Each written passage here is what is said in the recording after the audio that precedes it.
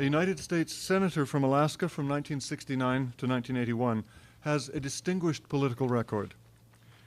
As a member of the Alaska House of Representatives from 1963 to 1966, he co-authored and sponsored the act that created the Alaska Commission for Human Rights. In June 1971, when whistleblower Daniel Ellsberg's attempts to publish the Pentagon Papers were being blocked by court injunctions, well, I think it's easy to forget that it wasn't just automatic that Ellsberg was able to get the Pentagon Papers into the public record. It was by no means automatic, but it happened because Senator Gravel inserted 4,100 pages of the leaked documents into the congressional records of a Senate committee that he had the good luck to be chairing, declaring, and I quote, that it is my constitutional obligation to protect the security of the people by fostering the free flow of information absolutely essential to their democratic decision-making, unquote. During the same year, Senator Gravel conducted 2 extended filibusters in the Senate against the extension of the military draft. Now, there are many other initiatives on his part that I could mention, but he left the Senate after the election in 1980, returning to politics, however, in 1989 as the initiator and leader of the Democracy Foundation, which promotes direct democracy. In 2008, he was a third-party presidential candidate, and he continues to advance progressive policies on peacemaking and international diplomacy, on global warming, taxation, healthcare, reproductive and gender rights, and human rights. In his Declaration of Independence, 2008, a text that resonates very interestingly with that other Declaration of Independence, Senator Mike Gravel declared, and I quote, "The malevolent, corrupting power of money has caused repeated injuries to the public interest. The President and the Congress are steeped in a culture of secrecy that denies the people knowledge of what their government is doing to them and to others in their name. The Presidency and the Congress have redefined the criminal act of terrorism as an act of war in order to maintain the nation in a constant state of war, which, in the words of James Madison, is the worst of all evils in that it facilitates the control of the many by the few." Unquote. These are wonderfully resonant words. Senator Mike Gravel will now address these hearings on the subject of the importance of resisting state deception, the Pentagon Papers, and 9/11, and the need for a new investigation. Please welcome Senator Mike Gravel.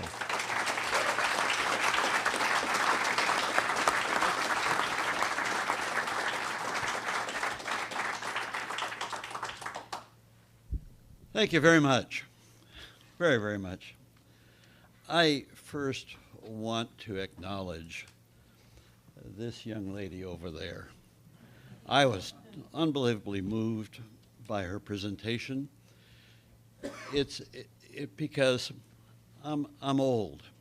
She's young. That's the future. And that's what touched me, is that we've got some really able people coming forward. And so not only does she exhibit this intellectual prowess, but she's there doing the grunt work to make this a successful convocation.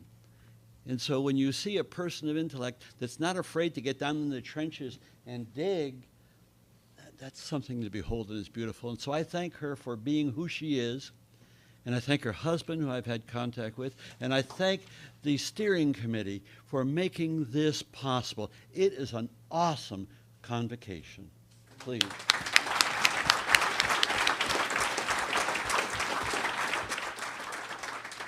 The other thing that struck me was the information. I'm a knowledge junkie, like probably most of you. And so just sitting here listening to this stuff, it's like a kid in a candy store. You get so excited. My God, I just learned something new. And so that's the credit to the professionals that are participating here. But what I was struck with is the degree of professional integrity that they exhibited. and something that's very different that you don't normally see with that degree of intelligence, a great deal of humility. And so I was just touched by that. And so I just feel so privileged to be here. I'm going to try and keep my remarks to a half hour, and you can start cueing me when I reach that, because I want to get more into Q&As. I'm severely dyslexic. That's the reason why I don't read a speech, but it's given me a little bit more ability to speak extemporaneously and show more passion than just reading. And so, and I'll look forward to their questions. I've given them all copies of a document. It's close enough to what I'm going to say, but there is going to be some departures from that. One of the most important things to understand is, from my point of view, how I got here and why I'm here. Because I don't take the same position of the scientific community that I behold. What I behold is that this knowledge has to get out to the people. And you need an actionable item. And I want to give you one statement about my experience, because I get it all the time. Well, we got to inform the people. We got to do this for the people. Keep in mind, if the people have no vehicle to act upon that information, all you do is create a new generation of cynics. That's all that happens. When you have information, as a citizen, you must have a vehicle to act upon it. Now, to understand human governance, you have to understand that the law, Solon, his great contribution to human civilization, was the concept of the law being out there. We vote for the law. The majority passes the law, and it's out there. And it's our task to obey it or change it. I can recall one sitting next to Fritz Mondale on the Finance Committee, and he's saying, well, that's the law. I said, God damn it, we make the law. That's what we're here for. I was on 2 grand juries, and I hung them both. And so and I don't know why I was born questioning authority. I just don't know why. It's just my nature. And so I've been blessed with that asset. And so as a result of that, when I look at what you've accomplished in this 10 years, and keep in mind, it is an ongoing accomplishment. The knowledge that you had 5 years ago is not nearly as good as the knowledge you have today and your ability to present it. It is an ongoing continuum. So what you need is something actionable that can turn that into people reacting to it. Because, as Laurie said, you're going to make progress. It's going to get out there slowly. It's going to be a hard slog because of the powers that are arrayed against us. But we could speed that up, and we could speed it up with a plan, an actionable plan. Let me tell you how I got to thinking about that with respect to 9/11. For the last 25 years, and even when I was in the Senate, I have a strong belief that the answer of governance, human governance, is not in representative government. It's with the people. But the people, by and large, don't have the power to make laws, because that's the central power of government. It's superior to the executive. It's superior to the judiciary. It is the ability to make laws. And then, of course, if you have the police ability that goes with it, you can enforce those laws or change them. So that's what the people don't have. And so when you look at, and I'll use only the United States, I could make a parallel description of what happened in the parliamentary system in Great Britain. But the key is, would you hand me my lemonade over there? The key is to understand that the people, without the ability to make law, are disenfranchised. And I tell you that as a politician, because I got elected, several elections, in fact. And I'll tell you very candidly how it works. I get money from special interest. I turn around and manipulate you, my constituency. And after you elect me, I look down at you and say, hell, I'm smarter than all of you. I just fooled you. I got elected. That is the way it works. That is the way it works. And so when people say, I can't believe that our leadership would be so criminal to cause 3,000 deaths, my God, realize that that's what they're always doing. Ever since I've been in public office, the leadership of my country that I love, your country and the world, we've just been killing people wantonly.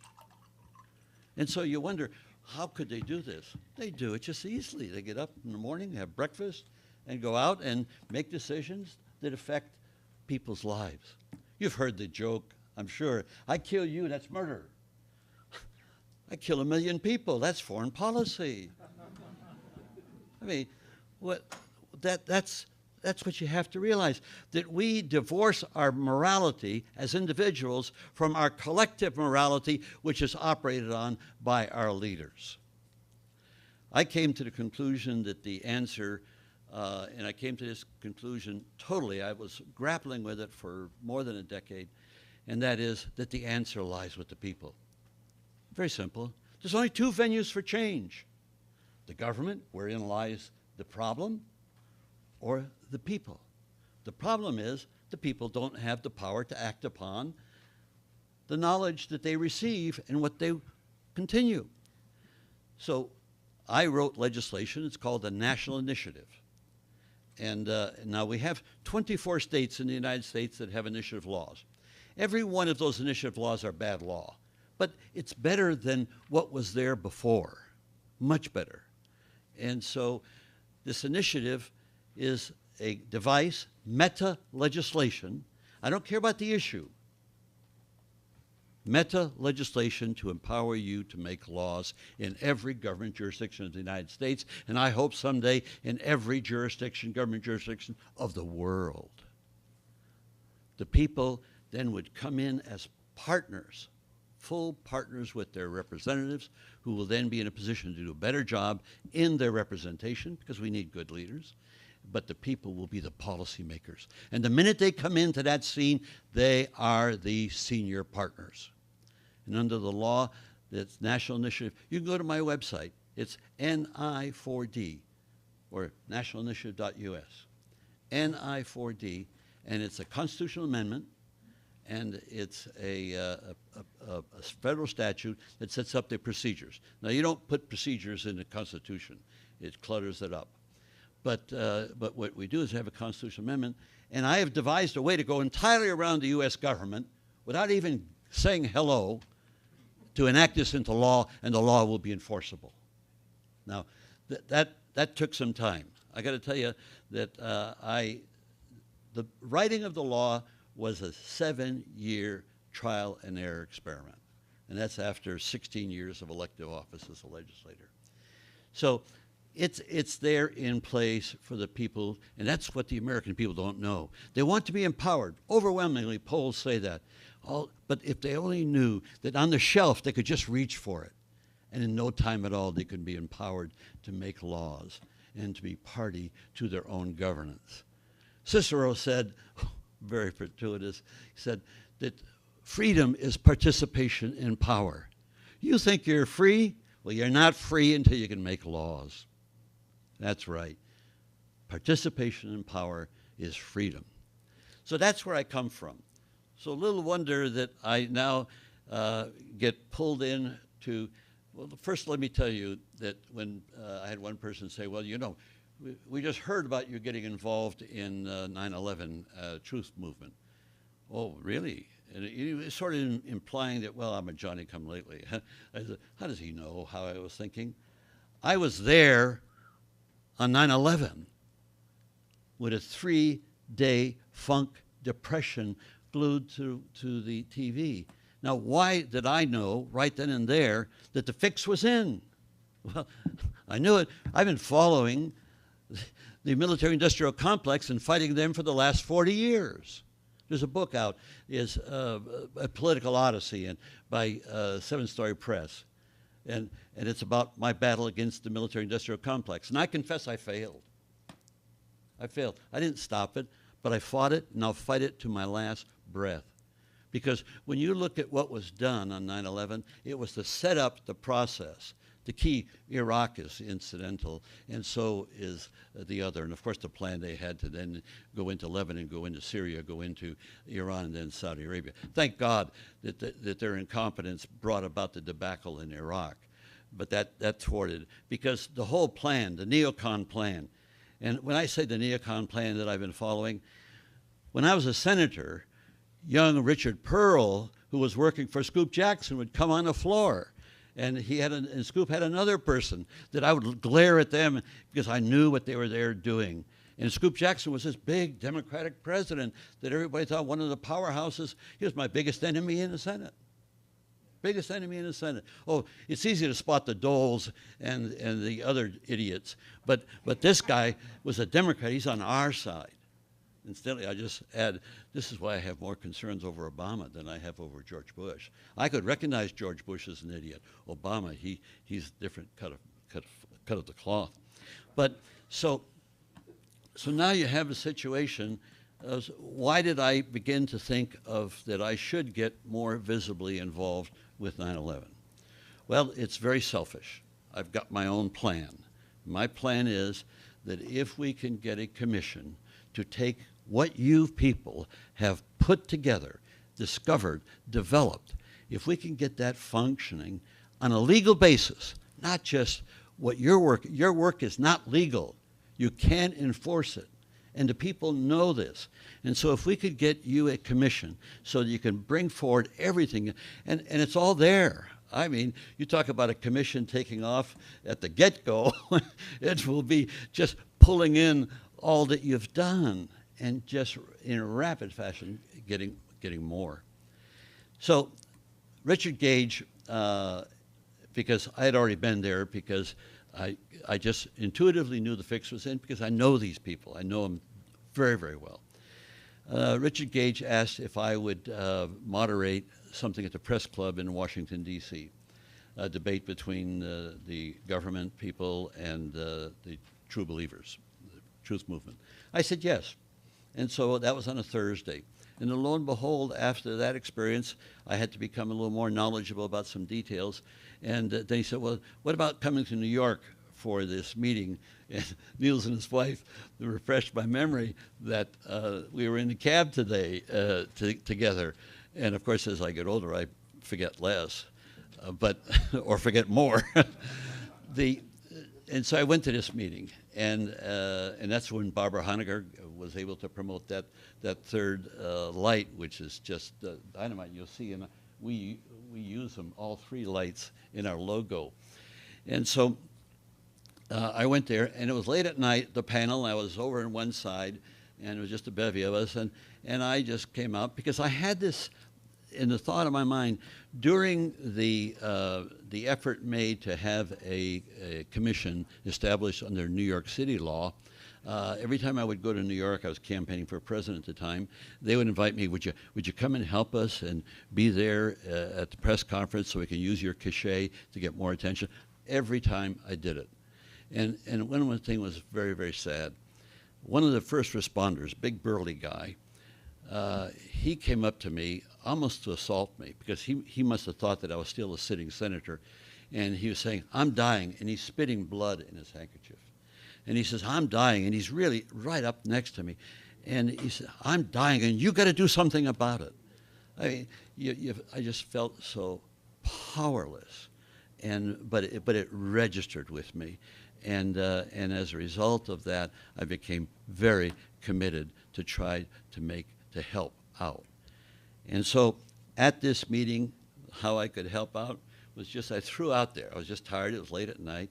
I threw out this, well, what you need in the 9/11 movement, which is a knowledge movement, an informational movement, what you need is an actionable item, which takes your knowledge beyond just knowledge into acting upon it. And I said, if we had the national initiative in place, you could do this in 30 days. But it's not in place. And the only other tool we have at our disposal, very imperfectly, are these 24 states that have initiative processes. And every one of those states, in the processes, they've been constantly sabotaged by representative government, by people in the legislatures, to diminish the ability of the people to make laws in a convenient and effective fashion. So right after the speech, we were mingling around, and a couple of people came, "Oh, Senator, this is a great idea. Will you help us?" Well, that's when I got trapped. I said yes, and then I had in my mind that the best state to attempt to do this would be California, because it's the most visible initiative state. There are better states, as I subsequently developed, but it was just an idea that I threw out there. It didn't have any flesh on the bone, but I had to develop an assessment as to how extensive was the 9/11 truth movement. I made a tour. Somebody offered to put the money up, and so I made a tour of California from one end to the other, and became convinced that, boy, there's a lot more here than meets the eye in a way of power. That's when I first met Dr. Griffin. Went to his house. He had just got through an operation that I had, and I was very sympathetic to him. And so as a result, he gave me one of his books, but I already had some, and because of the people that I later became associated with, became very knowledgeable about what was going on. And of course, this meeting here was the frosting on the cake. So after making that decision that, well, there's enough people out there if they could be brought to coalesce. Now, knowing a lot about cause groups, that's wishful thinking. Because it doesn't happen that way. Everybody's got their own little turf, everybody's got their own little things that they're doing that they think is important, and they are important. They're important to them, they're important to the collective. So first step that I did is to say, well, now I got to put my money where my mouth is. I've got to write a piece of legislation that will make this thing work. Because it's never been done before to initiate a commission, essentially a grand jury. You remember in history, we had grand juries that were just dynamite. The people would go after the corrupting influence of society. They'd set up a grand jury. That's where the terminology, a runaway grand jury, came from. And as soon as the politicians understood that, they were able to pass laws to stop the runaway grand juries, which was the biggest threat to their ability to use their corrupting practices. So I had to figure out how to, and I'm not an attorney, incidentally. And I once told that to Ramsey Clark, and he says, "Mike, stop bragging." And so I went to the Legislative Council. Now, I do have a cachet, and I'm known by some people, so I can always get a phone call responded to. So I called him up. I said, "Look, I'd like to get up there and to Sacramento and sit down and draft some legislation with you." "Oh, Senator, we admired you from the Vietnam era and all of that." And I'm using that. "Oh, great." So I get up there. And we draft legislation. They happen to have assigned a young man, young attorney on the staff, who had donated to my presidential campaign. So you can imagine where his head was on the subject. Well, we developed which was one of the unique features of this law that we now have, and that is a joint powers agreement. The difficulty of doing an initiative in this state, and that state, and that state, you're not going to have 10 commissions. You're going to have only one commission. So you have to harmonize this collective decision at the state level by these people into one commission. And the harmonization process is a very simple thing. This law that I'm talking about right now is only 4 pages long. And so what we did is we created a joint powers agreement. Now, I knew before that idea came up that we could do a compact. And then I did a little bit of research. Well, to create an interstate compact, you have to have the blessings of Congress. Well, that ended that story real quick. And so that's when we came up with this new concept of a joint powers agreement. And the way the agreement works is if it passes in any one state, look upon it like a glass of water. If he wants to hook onto it, he can hook onto it. If you want to hook onto it, you can hook onto it. It's a vessel that we create legally that anybody, any state government, with or without the initiative, can latch on to. Now, in the problem we had in California, is, and this is the next major problem of the law, is how do we appoint the commission? I have created in my career 2 major commissions. I was able to promote Japan, Panama, and the United States when I was one of the leaders of turning back the canal to Panama. A creation of a commission. It was funded to build a sea level canal, funded by Japan initially. And then I had another commission that took me a year to design and create, and that was a transportation commission using all forms of transportation into one definition of what is the most efficient mode of transportation energy-wise, so you could set priorities. Well, lo and behold, both commissions turned to crap, nothing. Very simply, why? Because I designed the commission, and it was run by bureaucrats who had no vision. And in both cases, it was sabotaged by a Republican president. And so I've learned the hard way that, boy, you not only have to have the idea, you have to have a device to make sure that the vision is realized from the originators. And so what we did in California, which I was very antsy about. In fact, initially I realized the answer that they had was, well, we'll use your credentials as a former senator and legislator, and that could probably wash, because constitutionally you cannot appoint a person under the law of California. That's the reason why our law would be a constitutional amendment in California, which means it raises it by 200,000 or 300,000 more signatures you got to get on the petition. I saw that, and I said, well, boy, people are going to look at this and say that I'm just trying to be self-serving. And so I called up Cynthia McKinney. I said, Cynthia, I got a deal for you, Cynthia. How would you like to be the mover, the prime person to be on our law? And so you head it up, and I'll follow you. Okay? So we'll put Cynthia up front.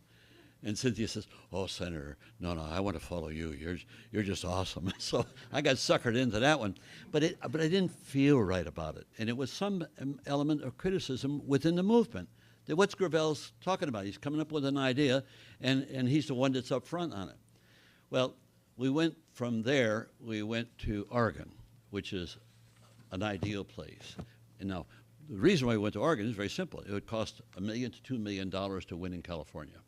So Oregon, you only need about 60,000, 70,000 signatures. Very complicated process to do it. And so I, again, used my cachet, call up the Legislative Council.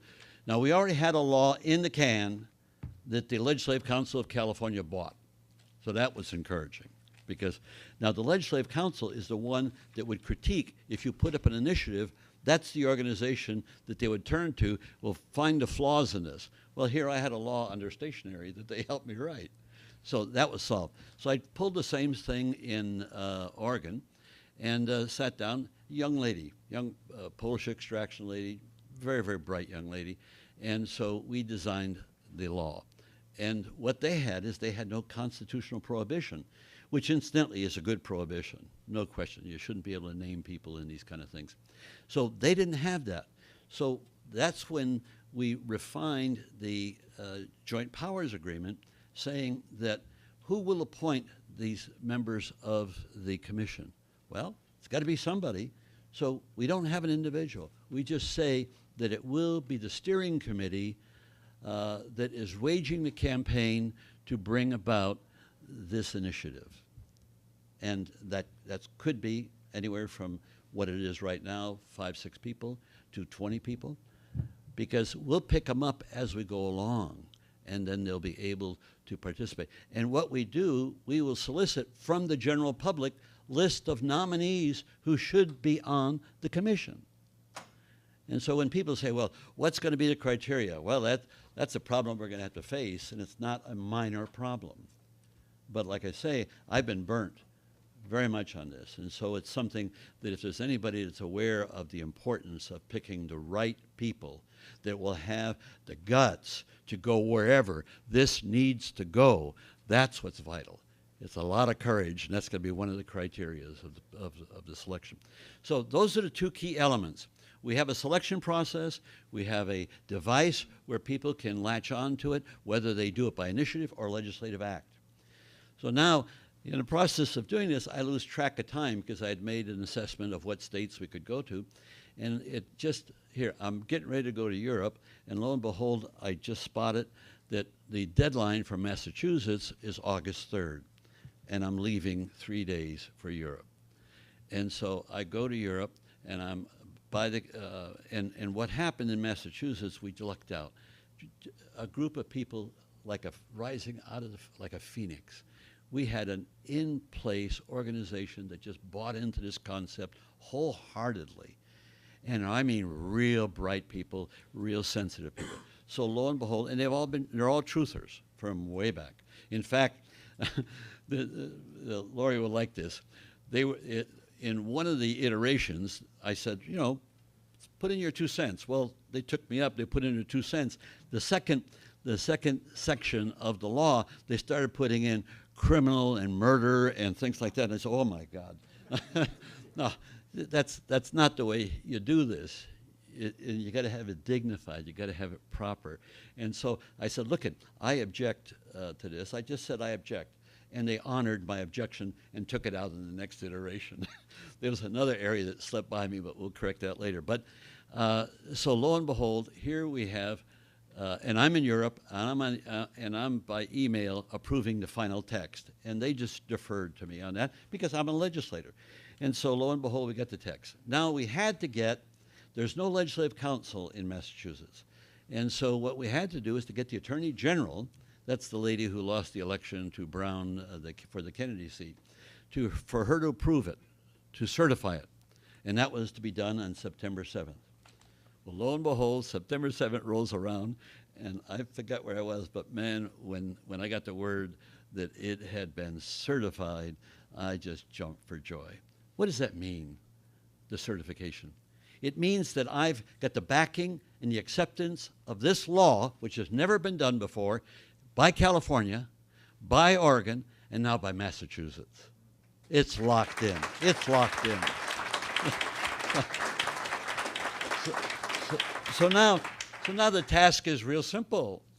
We need the mother's milk of politics. What is that? Money. Here, I'll give you the math. It's very simple. And there's nobody in our organization that's wealthy. I mean, we're all as poor as church, but we're all committed. We're activists. And so the math is simple. We need 80,000 signatures. And this is where it gets diabolical, and this is what the politicians have done to us as the people. We have to get those signatures by November 23rd. So you're looking at more than 1,600 signatures a day we have to collect. And we're starting, and it starts now. I'm going to Boston, and I'll be there with Cynthia, and we're going to be at the State House, and we're going to have a big rally, and then we're going to go out with clipboards and get in the trenches and get signatures. I've done this before. I've done four initiatives. Now, as a senator, I did 2 initiatives, so imagine how much faith I have in the system. So we're going to do that, but we've got to be realistic. And Massachusetts is so significant. It is, in my political judgment, the best battleground to fight the system. It's a progressive state. It's a media center. Boston is the media center for New England. Boston, and particularly Massachusetts, but Boston is one of the 5 political hubs on the East Coast. Boston, New York, Washington, Atlanta, Miami. That's where we're at, in the bosh-wash of the nation, where the population is. And so we get visibility there. It's Katie, bar the door for your message. And understand this. This is merely a device for you to not only communicate your message in the process of our getting signatures, because if anybody's going to sign anything, we've got to sell them that there's a need. And when people say, do we need to have a new commission? Wouldn't it be a waste of money? Now, I'm not talking about you. I'm not talking about the faithful. I'm talking about what I've heard on the street, people questioning me. Why do we need another commission to study it? This is a waste of money. We got unemployment problems. We got debt problems. Well, it's unfortunate they don't appreciate the full significance of what this is all about. 9/11 generated 3 wars: Iraq, Afghanistan, and the most diabolical one of all, which will finance into infinity the military-industrial complex. That's the war on terror. Because terror was with us at the beginning of civilization, and it will be with us at the end of civilization. And so now, we're ready to fight that battle in Massachusetts. What we need is money, and we need it in a big sum early on, because we'll be able to raise several hundreds of thousands of dollars in the course of the year. There's no question about that. This is too good an issue, but we need it now, because if every day that goes by in Massachusetts, it raises it from 1,700 signatures a day to 2,000 to 3,000. You can just do the math. It's $2 to $3 per signature. That's what it takes. And you can't do it on a volunteer effort. This is a professional business, and we have to approach it professionally. Now, I've set up a corporation in California. It is not the corporation that will do the California initiative. That will be a separate entity that will do that. We'll have a separate entity in Oregon that will do that one, and in Massachusetts. Because you see, in each one of these venues, you have to have very rigid reporting practices. This is serious. And particularly when we're assaulting the castle, you've got to do it right. And you've got to be very careful in what you do with respect to the details. And so we're not going to commingle funds. What we're going to do is our national organization can receive funds from any place in the world.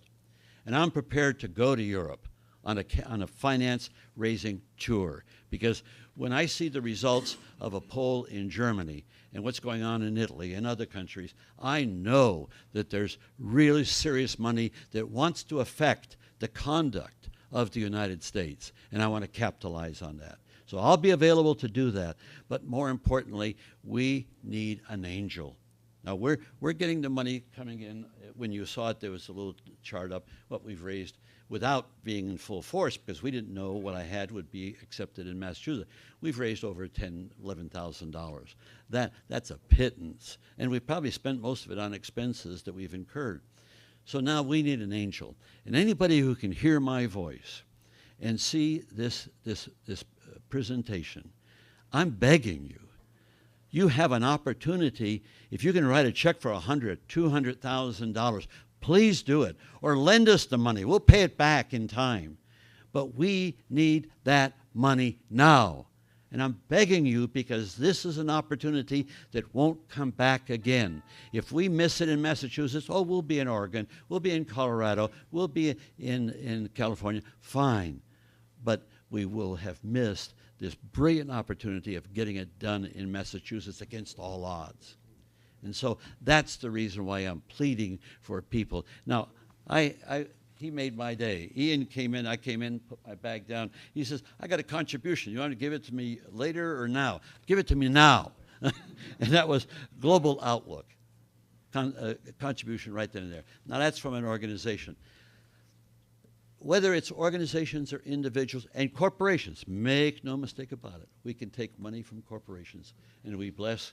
Well, this was before the Supreme Court rendered their decisions with Citizens United, but under all of these states, you can take corporate money, but you can't take foreign money. So that's the reason why I'm segregating everything into different organizations, because we're not going to make the mistake of taking foreign money and putting it there. But there's no reason why foreign money can't be used in our central organization, our national organization, to pay for an executive director, to pay for all of the things that we will do, which are informational things. We're communicating, which is really what you're doing, and so we'll be using what you've done to communicate and then set the stage for these states. Did I use my half hour yet? Okay, well, I could go on with a with a lot more. Obviously, when it comes to national initiative, I can. Hey, there's a 20. That's okay. Don't give me cash. You want to talk about corruption? That's how you corrupt. I mean, I've seen it in the United States Senate. One senator taking a wad of bills like that and giving it to the other. Go help your campaign. They call it walk-around money. The problem, you could put it in your pocket and forget to walk around. But the problem of getting cash in political campaigns, you got to float it to the top to pay for the TV stuff. You know, where's the money going to come from? Not going to come from the Trinity. It comes from that cash that they're giving you under the table. So, if I could add two things, one on Laurie's presentation, which just moved me. I have a code that I use, which has stood me in good stead. It's not empathy of other people, because there's a lot to be sympathize. It's not sympathy, rather, it's empathy. I just happen to have a good dose of empathy. And so if something, when I see the prejudices lurch up in my soul, and I have them like every other human being, then I get a grip on myself, and that's where empathy clicks in and say, well, what if I were in their shoes? You know, and that's really the great statement by, I forget the chief, Pontiac or whoever it was, said, before you can judge another human being, walk in his moccasins. And that's essentially the code for what she's talking about is human empathy. And it ties into the golden rule. So let me close on that note. I'll think of other things to say. Like I say, I can go on for hours and hours about direct democracy and how it would function, and can answer a lot of questions, because, you know, what I get this question.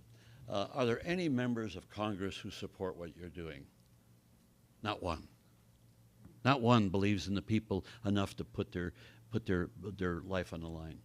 Another one that you should be aware of is to understand how the corruption works, and or how the mind of a politician works, so you'll know why you've been unsuccessful and you never will succeed in getting the Congress to create a commission for you. Because the Congress will create a commission. They're going to try it. They're going to do just what they did to me in the Pentagon Papers. The minute we were able to publish them with Beacon Press, 2 weeks before we published the Gravel edition of the Pentagon Papers, the Pentagon came out with the Pentagon Papers. This top secret deal was made public. A little redaction, but that was it. So what do you think the powers to be are going to do when we're talking about creating a citizens committee which doesn't give a darn about the government, but is looking for the truth and possible criminality? I say possible, that's a euphemism here. And tying it to individuals. What do you think they're going to do? The Congress is going to try to create a commission real quick. And so, but by the time we get enough far down the road, that may or may not be acceptable to the American people or to the people of the world. It may be looked at for what it is, going to be crassly another government commission to dress things over so that we can go back to sleep. These are the tactics that you can anticipate when you got a devious political mind like I have.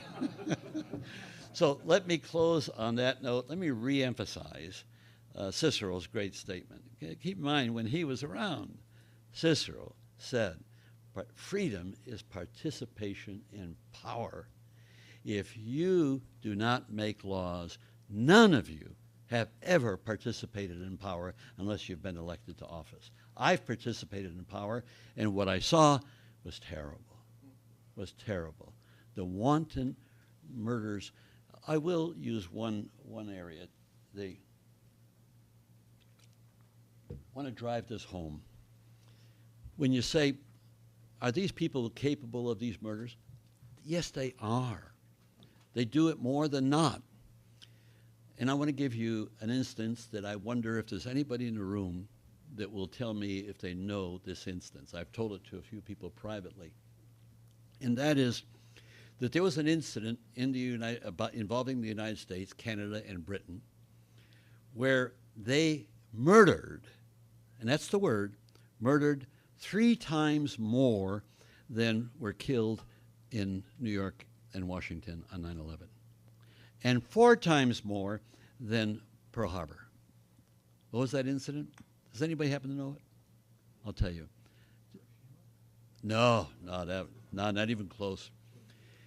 At the end of the First World War, Foch had been negotiating with the Germans about an armistice. The Germans couldn't keep their troops online. The French had revolts going on. This was a mess. The only integral group there were the Americans, okay? And the Canadians, of course, were under the thumb of the British. So the armistice was signed by Foch and the Germans at 5 o'clock on the morning of November 11th. It was at 5 o'clock. And hostilities, the shooting, was to cease at 11 o'clock. Now, to the surprise of many widows and mothers, they got notice of their sons dying, and they died at 6 o'clock. They died at 7 o'clock, 8, 9, 10 o'clock on that very day when everybody knew the war was over. How did that happen? What happened was these generals, under the leadership of Black Jack Pershing, one of the great American military heroes, these generals were ordering the troops over the top to attack the Germans, and the war was over. Now, if that is not criminality and murderous in its very act, I don't know anything that is. How it was discovered. The Democrats controlled the administration. That was Woodrow Wilson. His wife was really running the show at that point. And then, of course, you had the Congress, which is controlled by the Democrats. The Republicans, so typical, well, they get letters from mothers and daughters, and they say, what happened? What happened in those hours, those 6 hours where more than 10,000 Americans were killed? And so they had an investigation. They had a hearing. Didn't last long. It was a 3-day affair. And the hearing showed the full culpability of the generals by name and all of that. And it was just a horror situation. So lo and behold, what did the Congress do? Now, this is the criminal acts of our military leaders, which is still going on today. Make no mistake about it. When they tell you about these great generals, I got news for you. But what they did is they said, well, we cannot really make this public because it will dampen the triumphalism of America's role in the First World War. And that Black Jack Pershing is the hero of the nation, and this is not the time to besmirch his reputation. It was put on a shelf, and there it remained until a book came out by Joe Persico, and it's called, look it up, it's a great book. It's called 11 Month, and you got to use the whole phrase. This is the title of the book, 11th month, 11th day, 11th hour. And it's a book about that thick, and it lays this whole thing out. And it's just horrific. So when you question, and you're talking to people, well, can our leaders, can they commit these murderous acts? They do it as a matter of course. Okay? I'll be happy to get interrogated now.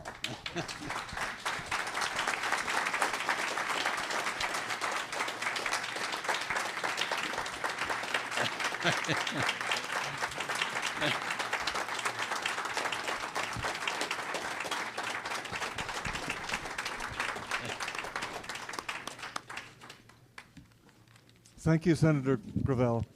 We will now invite questions from our panelists. Senator Imposimato will question Senator Gravel. Senator Mike Gravel, for your statement. Very interesting. Louder. Thank you very much, Senator Mike Gravel, for your statement. And I want to ask you, do you think that thank your movement we can hope in the reopening of the investigation? The United States prosecutors are independent and are able to investigate on this case? This is the first question. The second is... Let's just stay with the first question. You're doing Yes. I'm older than the other people, and if they couldn't handle 3 questions in a row, you imagine what position I'm in. Repeat it. I was just trying to make a funny there. the indictment, bringing about the criminal... yes, it is possible to... No. You got to understand that this commission is the normal grand jury has the ability, it's led by the prosecutor. And so he controls the grand jury. And they can generally get a grand jury to give an indictment. They take the indictment, and then they take it over to the judiciary side of the government, and then they prosecute through the court system. So we won't have that power, but we don't need that power. I have learned in time that it's the unintended consequences or the intended consequences that are what's valuable. If you want to begin something, you don't have to know all the answers of the future. All you got to do is step forward and things will happen. And that's what you did in your efforts over the last 10 years. And what I'm saying, now we take your efforts, we add to that an actionable item, but the grand jury that we're creating, this commission, will be able to subpoena and will be able to put people under oath. Now, for those of you that are not aware of it, most criminals, particularly political types, get convicted over perjury. That's right. So we will have people under oath, and whether it's under oath in Massachusetts or California or Oregon or Colorado, it's still under oath. And you lie, it's perjury. Now, it doesn't take a lot of imagination to look at all the evidence you've pulled up. I mean, I could just all day say, let's go interview this guy, you know, and put him under oath, and here, tell us the truth. In case you don't know the consequences of perjury, we're going to read that for you. I mean, it will be more fun than a barrel of monkeys to go out and go after these people. Now, this is the first time you'll have that kind of a tool. It's a legal tool. It's got, and we'll get the money. You know, we're talking about 50 cents a person. Out of California, that's $20 million. And plus, in the law, it states very clearly, we can receive money from any source, public or private. That's as long as they're no. I didn't say American in there. I said any source, public and private. The law is the law, and that's our law, and that's what people will be voting on. So I answer your question. Unfortunately, we will not have police powers, and that's very critical to understand that. But that doesn't mean, but we'll have power that in many respects is beyond police power. Because rather than have a secret commission investigation, I got to tell you, it's going to leak like a sieve. People are going to see what's going on all the time. And so it will be headline after headline about what we're discovering.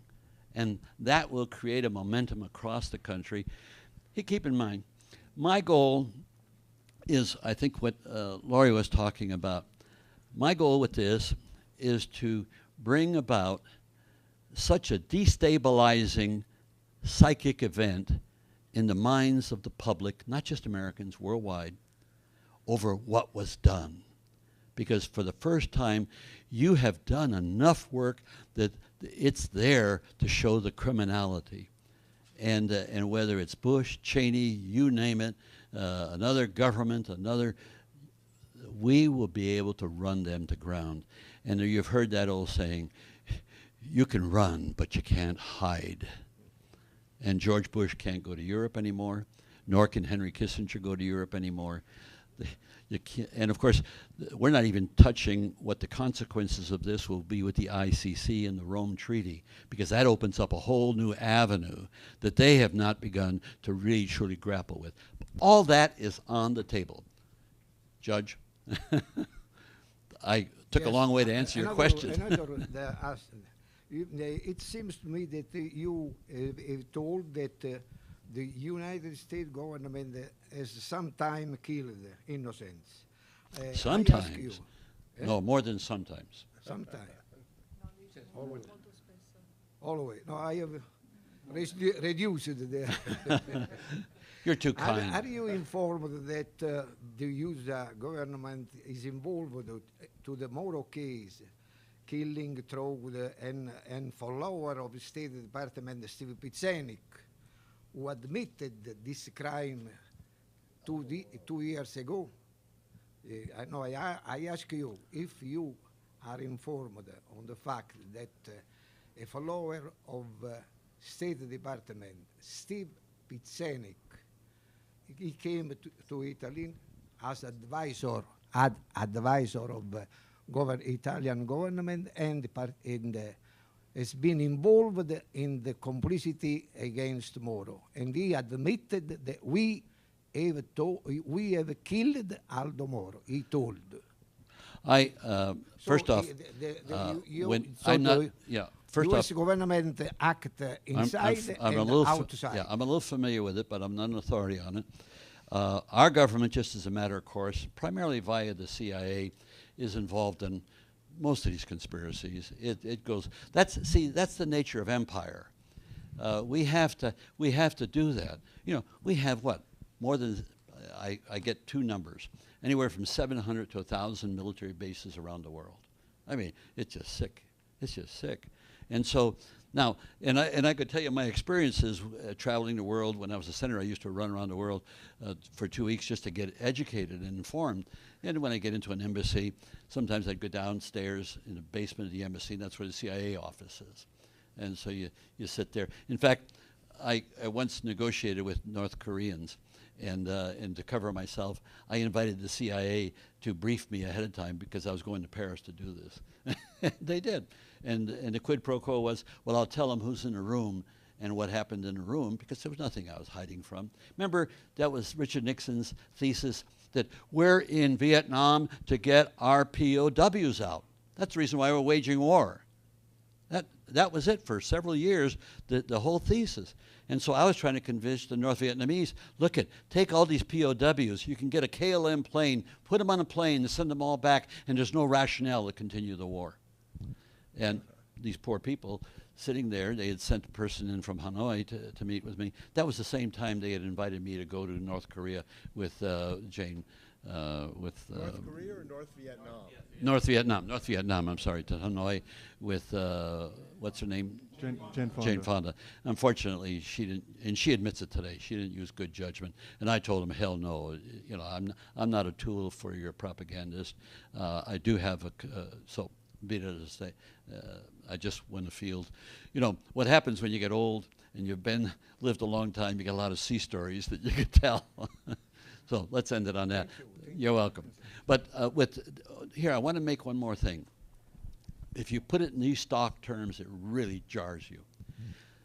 The President of the United States, like the Emperor of Rome, who had the Praetorian Guard. Well, we have the largest Praetorian Guard in history, and it's funded by black boxes. The Congress doesn't even know where the money's going. And that is the CIA that's at the beck and call of the President of the United States. That's frightening. Okay, next question. I'm so frightened I can hardly think of what to ask. Professor Come Herbert. on, I've seen you do better now. Professor Jenkins. Could we fast forward here? I mean, suppose everything goes swimmingly, just the way you hope it will and planned it will and so on, and this joint agreement is in effect and you've got these states that you're after. Can you tell me, I don't quite understand what the lawmaking provenance of this new institution would be. You said that unless you can make laws, you're really not in the game. So how do we do, how does this institution bring that off, the making First up, of laws? the institution is not a lawmaking institution. The legislature is, and we have a legislature of the people. It's called the initiative in 24 states, though it's imperfect. So we're not creating a commission that's going to make laws. We're creating a commission that's going to have power to really investigate. And the only way you can do that is to have the power of subpoena and the power to put people under oath. All right. That's all you're going to have. Now, so when you say intended consequences, let me give you an unintended consequence. I filibustered and forced the end of the draft in the United States. Mike Mansfield helped me with a filibuster over 5 months. And I was real proud. And I say, boy, how you ended the draft. Don't you admire me? Well, lo and behold, and the whole theory was Lyndon Johnson expanded to 500,000 troops in Vietnam because he had the draft. So we figured we'd take that power away from them. They won't be able to do this again. Well, lo and behold, what did they do? They didn't expand the troops. They used, which is very politically dangerous, they used the reserves, but then they used private contractors. We've had more people in Iraq without uniforms that had uniforms, and they don't have the code that the military has. And the same thing in Afghanistan, and the same thing in Yemen, the same thing all over the world. And they're diabolical. And make no mistake about it, these are killers.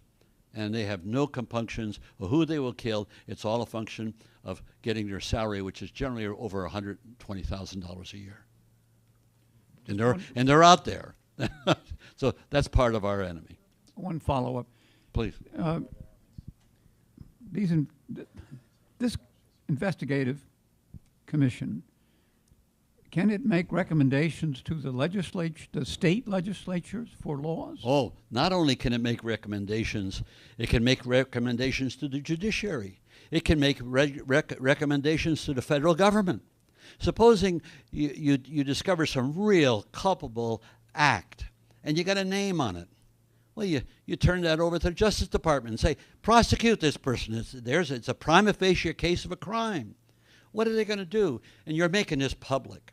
I mean, keep in mind, the people are going to just thirst for this stuff as it's developed. And so you'll be able to put this up. Okay, Charlie there just was responsible for that criminal act. And what are you going to do about it? Well, that's it. Exposure in a democracy is really the mother's milk of democracy. That's the reason why that's the reason why WikiLeaks is so great. And Bradley Manning is that, they just lay it out there, and this charge that this puts our country in jeopardy. It's a lie. It's a lie. There's nothing that WikiLeaks has done that jeopardizes anything. If anything, it initiated the Arab Spring by revealing through a cable of the American ambassador in Tunisia about the corruption in Tunisia. Well, the people knew that the government was corrupt. The difference was that you now had the great United States officially saying he's corrupt. And that set the whole thing ablaze in the Arab world. There's nothing. The instance of it, the Sun system came in, and Graham was kind enough to ask me, well, is it okay for them to come in? Oh, my God. I have never refused an opportunity to make my statements public. There's nothing that I'm doing that needs any secrecy. And if I have any say with this commission, it will be a wide open investigation. And you've got the information there. And that's going to be the cathartic effect on the American psyche on an ongoing basis. That's my intended consequence. There may be other unintended consequences that I have no idea, but I know they will come up. Thank you. I'm ready to go. Okay. Great. Thank you. Well, you were ready. I got you spotted. You were ready to go before that. A question from Please. Professor Johnson. Senator, marvelous idea, but I have a couple of questions.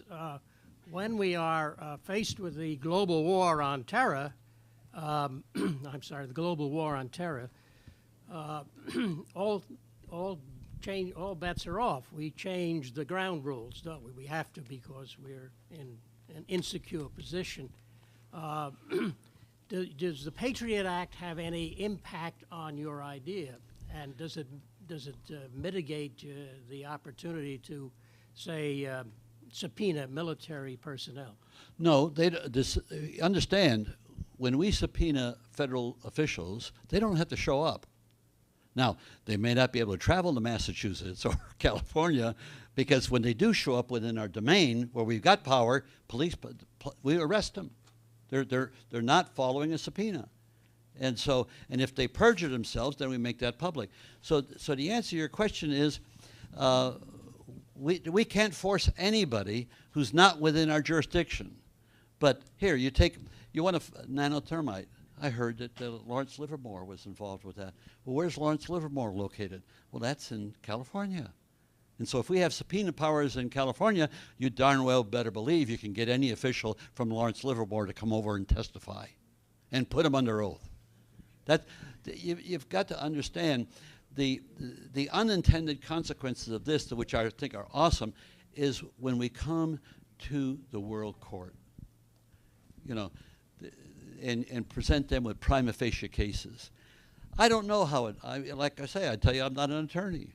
I do know this, that when you reveal information, and I saw this happen with the Pentagon Papers, it shakes the timbers. And so anything is possible. The first thing you got to do is do something actionable. You've been doing something informational. You've been doing the research. Now, this has got to be used like a club on our system of representative government. Please.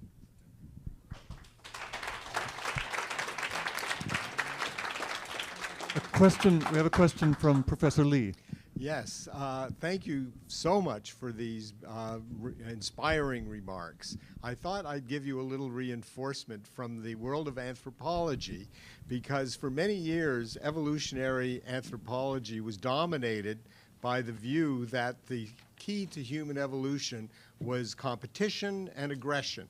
And that was very popular in the popular press because it fit with the deep state's agenda. So one of the most interesting developments of the last couple of years is a evolutionary biologist at University of New Mexico named Professor Kim Hill, who was one of these competition aggression guys for years, and he underwent a sea change in which he now has written widely, he and his colleagues, that the secret to human evolution is empathy. And that empathy and ability to experience through your intellect, through your brain, your evolving brain, the suffering of others or the plight of others or the condition of others is now, in his view, one of the key elements that made us human. And so in a very interesting way, the world of science is actually coming around to supporting the position of Laurie Manuel and yourself. And I should just mention one other thing. Thank you for sharing that with me, because I didn't realize it. You can look it up, Professor Kim Hill. I, too, was part of the evolutionary movement in anthropology, and I still remember a colleague of mine, because we're going to hear in a bit of time from my colleague about Senator William Fulbright, who must have been someone you knew in your day. We're close friends. In the, okay. I'll tell you a war story about that if you want. So one of my colleagues described a phone call. He was a Harvard professor, and he described a phone call from Senator Fulbright to him, he's as an evolutionary biologist. And he said, I've just been reading what Konrad Lorenz is writing about human evolution. And he says, how are we ever going to get atomic weapons off the agenda if Konrad Lorenz is right? And my colleagues reassured him that there's a lot of controversy, and you don't take Konrad Lorenz as the gospel truth. So I thought Fulbright was asking my colleague. Let me tell you a war story. You'll enjoy this about Fulbright. I had been a senator for about 2 months, and of course Fulbright was one of my heroes in Alaska. And so now I can call him Bill. You know, we're all buddies in the gym there. And so I go up to Bill. He's sitting on the podium presiding, and I said, Bill, you know, I got an idea how we can stop the Vietnam War. And he's listening. I says, let's filibuster the Senate and grind the entire government to a halt, and that will end the war. He said, great idea, Mike. He says, when do you want to start it? Now I feel real good. I got a real senior member, the head of the Public Relations, Foreign Relations Committee, who's backing me on this. And so, fine, we pick a date a couple days later. So we start to filibuster. Well, we lasted 2 hours. And I turned to Bill. I said, God darn it, Bill, don't you know the rules? He says, well, I never had to use it that way. And so, and I had learned this in Alaska when I was Speaker of the House. The first thing you do when you're in a legislative chamber, know the rules, because that's how you play the game. And so I learned the rules, and I became one of the outstanding filibusters of the United States Senate over time. And of course, and I think that the Senate is, of course, one of the undemocratic institutions of our society. You had another question, follow-up? Yes.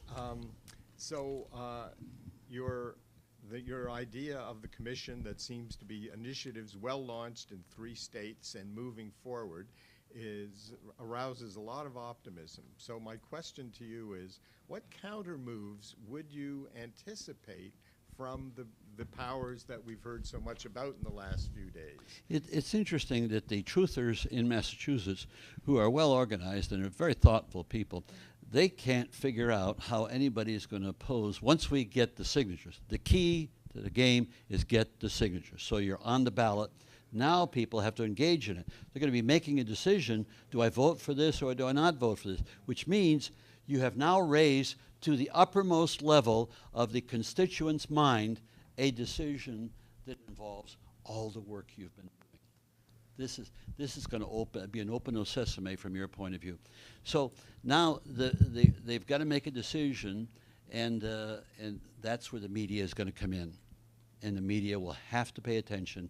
This is going to be a hot issue. I would hope if we get it in enough states, we could turn around and use it as a wedge issue for the presidential and congressional elections. That means that you go to all their town meetings and say, where do you stand on a commission?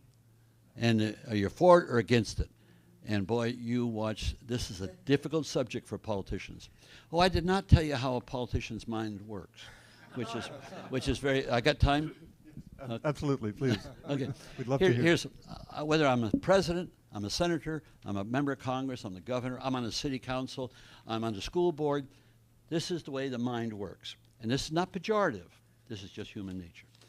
First thing, I'm about to make a public decision. What comes into my mind is, how is this going to affect my job? And that would apply to any human being in any circumstance. How does it affect my job? How does it affect my getting reelected, getting appointed to something different, or keeping my appointment? So that's the first thing that comes into the person's mind. The second thing that comes into mind of a politician is, how does this affect the people who put the money up to get me here and to keep me here? Because I got to be mindful of their interest all the time. They don't have to tell or ask. When you rise to positions of power, the reason why you rise is because you know how the game is played. And just that simple. So that's the second level. Now the third level is, how does this affect my party? Because if my party's in power, I enjoy that power. You see that battle going on in the Congress all the time. And so lo and behold, just imagine, for making a public decision, I'm at the third level, and we haven't even addressed whether my ideology is a barrier or I'm corrupt. Now you can see why generically representative government is dysfunctional. And I was with Cynthia yesterday, and she's really very intense, and we communicate very much by vibes. And she says, Mike, we've got to find a way to it's terrible out there what's going on in the United States. I said, wait a second, Cynthia, this is the best we've ever had in this country. And I'll tell you right now, it's true. You'll be very surprised. The system of governance in the world today is the best we've ever seen as a civilization. Since the beginning of civilization. Oh, you say, and then I said, Cynthia, she says, I can't understand that. Now, wait a second, Cynthia. 20 years ago, they were hanging people of your color in the South, and nobody gave a damn. Here, let me tell you what happened in the United States. I've got a chapter, in the last chapter of my book, Citizen Power, and it says, who stole the American dream? I hear that often. Oh, God, the American dream. Oh, tell me about it. And so who stole the American dream? Some people thought it was stolen last week with George Bush last month, No, it was stolen in September of 1787 in the writing of the Constitution of the United States. That's when the dream was stolen. Because 11 years earlier, the founders, there's the framers and the founders, you have to distinguish. And the founders made the statement, essentially, all human beings are created equal. That's the document that has the American dream or the human dream. Forget America in that regard. We're all the same in the world. That was the human dream. And 11 years later, what did they do? They wiped out the process of the people being involved. Now, to vote prospectively, you got to be a very substantial property owner. And that didn't change until the early part of the next century. And so what did they do? They not only instituted slavery, and of course they already had as their cultural goal the eradication of the indigenous population of the continent.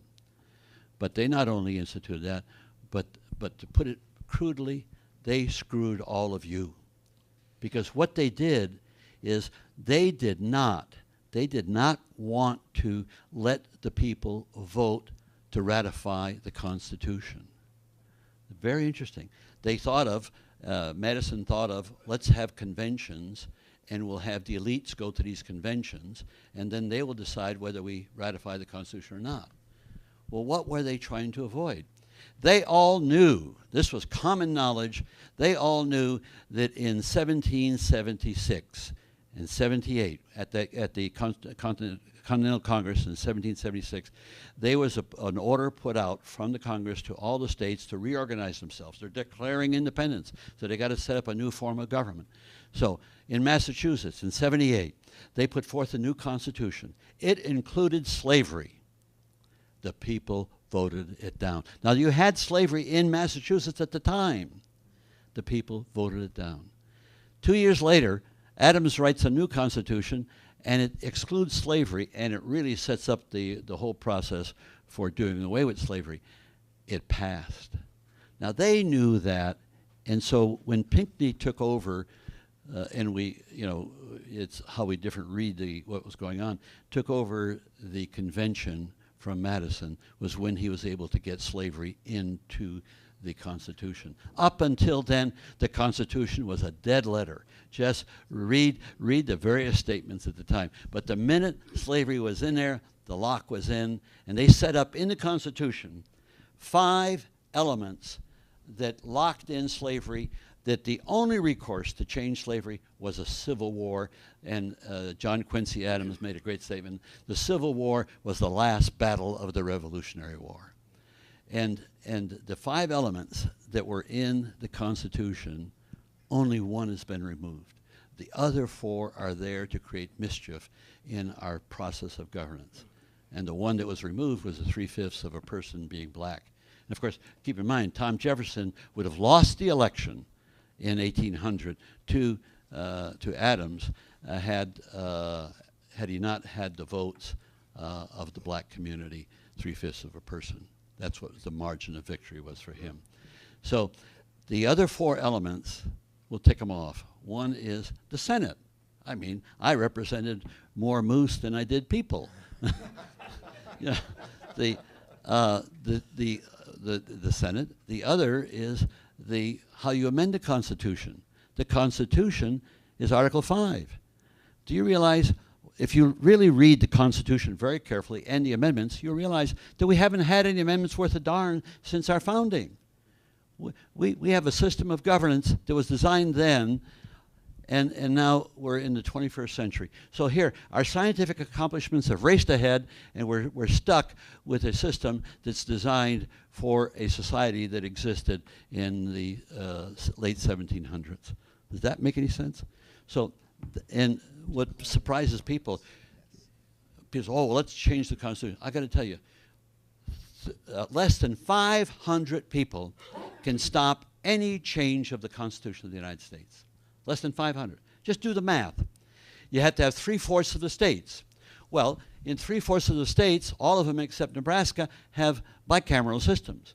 And just count the number of senators in the small states. In Alaska, it's 20 senators.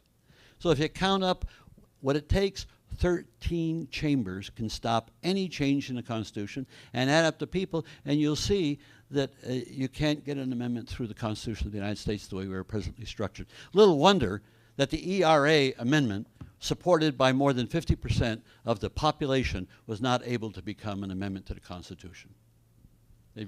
Now, there's another one, and that is, of course, the Electoral College. I mean, here, a citizen of Alaska or Wyoming has 5 times the vote clout in voting for President of the United States, because the vote is determined by your members of Congress and your senators. So we've got 3. And so our clout, 5 times more. So when Alaskans vote for a president and you live in New York or whatever, California, just remember that that person is voting 5 times before you can even vote once. And the final one, which is not at all recognized and is the most important one, is why did the states' rights writers agree to a federal system? Because they knew they would control it. And how did they control it? All federal elections from the get-go were decided and run by state governments. And so if I can, Stalin had a great statement, you can vote all you want as long as I count the votes. And that's the way, and we saw an example of that in Florida. You know, you saw it in Ohio. So, and that's something that's not been changed. What did the Congress do? Give them $3 billion so they can go buy some Diebold machines that will help you screw up the election even better. That's what the Congress did. So look, enough of my war stories. Let me end on this one note, and it's real simple. When you look to solutions in human governance, you can look to governments. And every government in the world is representative except Switzerland. And so if you're, what you've got to absorb in your heart of hearts is that the solution is not with the government, the solution is with you as citizens. And I just want to tell you that what you've been doing with the 9/11 movement elevates you to the highest degree of citizenship that I can even think of. Thank you very much.